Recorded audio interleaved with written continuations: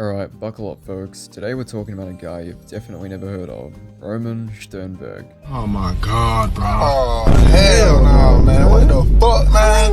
Get your ass on, boy. You get your goddamn ugly ass on. And if you have heard of him, congratulations. You're officially that one person at the party no one wants to talk to. Sternberg is like one of those dudes who shows up in a class photo, but you swear you've never seen him in your life. Yet this man somehow existed and even tried to leave a dent in Russian history. Spoiler alert, he failed miserably. Now that of course begs the question, who was Roman Sternberg? In a nutshell, he was a nobleman born into a decent family during the late Russian Empire period. That sounds impressive, but let me clarify. Being a noble in 19th century Russia was like being an Instagram influencer in 2024. Like literally, everyone was doing it. Hey, how you doing, Mr. Kim? John? You had nobility and then you had nobility. Okay, Roman was the former, as in he wasn't exactly chilling with the Romanovs and drinking vodka out of Fabergé eggs. Now, despite being a certified background character, Sternberg actually had ambitions. You see, he wanted to dabble in politics, you know, make up some big changes, shake things up. Hey everyone, Chris Luxon, TikTok King here. Unfortunately for our boy, he had the charisma of a potato and the political instincts of a drunk raccoon. So of course, he decided to try something a bit more unhinged. He thought, hey, let's reform the entire Russian economy by implementing land redistribution.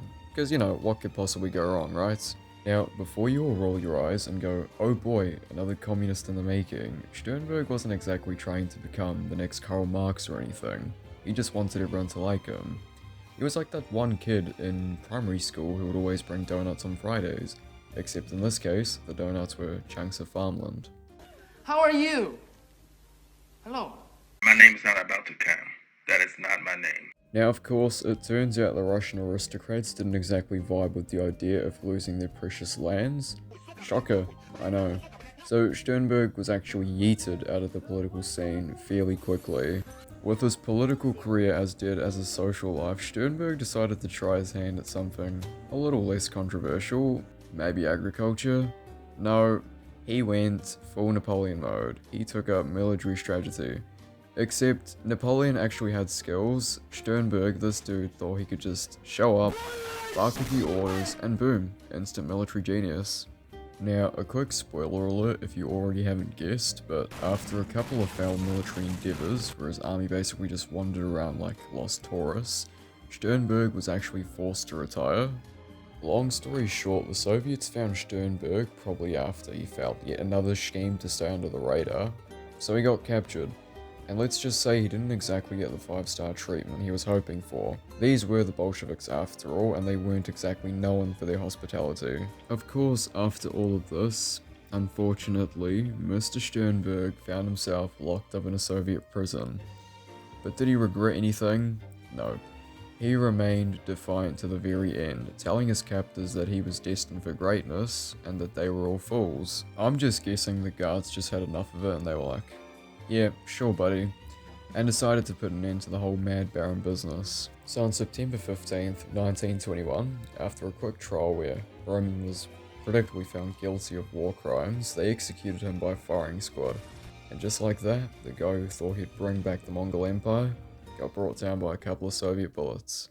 So there you have it folks, Roman Sternberg, a man who tried really hard to be remembered, but ended up being the historical equivalent of a participation trophy. The bro thought handing out farmland and bad military advice would make him a hero. So next time when you feel like you're fading into the background, just remember at least you're not Roman Sternberg. Anyway, thanks for coming to my TED Talk, if it can be considered one. Don't forget to like and subscribe, or don't, for more historical figures you can bring up at parties just to sound super smart. Whatever.